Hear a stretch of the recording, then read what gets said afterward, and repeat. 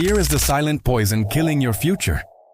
If you're in your 30s and still afraid to make decisions, afraid to take risks, afraid to face reality, then congratulations, you're already trapped in misery. Cowards don't escape pain, they attract it. Every fear you refuse to fight becomes another chain wrapped around your neck.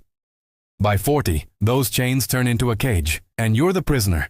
This isn't motivation, this is a slap. You think hiding from failure keeps you safe? Wrong. It keeps you weak, broke, and replaceable.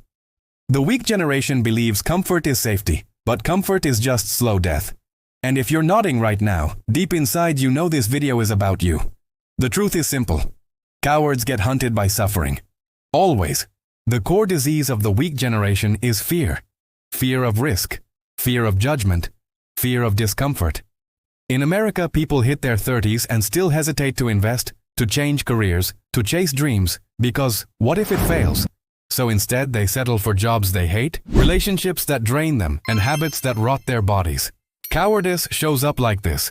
1. Staying stuck in a dead job because you're afraid to try something new. 2. Avoiding confrontation, letting people walk all over you. 3. Living for short-term pleasure instead of long-term progress. Here's the harsh truth. Avoiding pain doesn't erase it. It multiplies it. The fear that keeps you from starting a business at 30 is the same fear that keeps you broke at 40. The fear that keeps you from exercising today is the same fear that hands you diabetes tomorrow. Fear always collects its debt, with interest. Let's rip the mask off. Fear-driven lives are everywhere. 70% of Americans hate their jobs but are too scared to quit. Half the country has zero emergency savings because they fear risk more than poverty.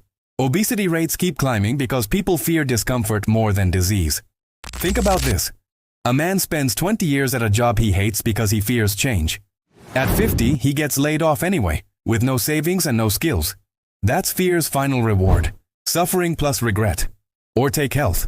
A 35-year-old afraid to face the gym, hiding in fast food comfort. By 45, he's on medication, his body broken. He didn't dodge pain. He invited more. Generations raised on safety nets and participation trophies were told failure is dangerous. The result? Adults who'd rather rot slowly than take one bold step. Fear has made this generation fragile, weak, and unprepared for reality. The cure isn't comfort, it's confrontation.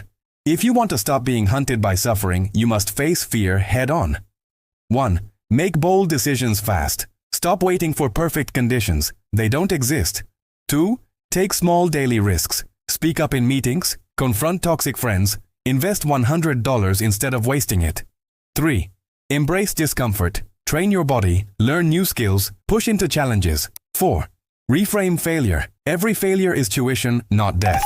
Stop treating mistakes like fatal wounds. Here's the brutal truth. Pain is unavoidable, but you get to choose. Pain of discipline now or pain of regret later. Only one leads to growth, the other leads to misery. If you're scared today, that's fine. But if you stay scared, you're finished.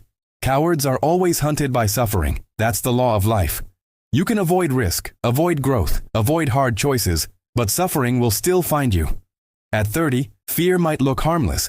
At 40, it will ruin your finances, your health, your relationships. At 50, it will bury your dreams entirely. The weak generation has glorified safety, but safety is a slow-motion collapse. If you don't break free from fear, you will pass that weakness onto your children, creating a cycle of fragile humans unfit for real life. Don't let that be your legacy. If you're done being prey for your own fear, subscribe now. Drop a comment with the risk you've been avoiding and commit to killing it. But if you'd rather keep hiding, keep scrolling, keep wasting your 30s, fine. Life will keep hunting you down, and suffering will stay your shadow. The choice is yours.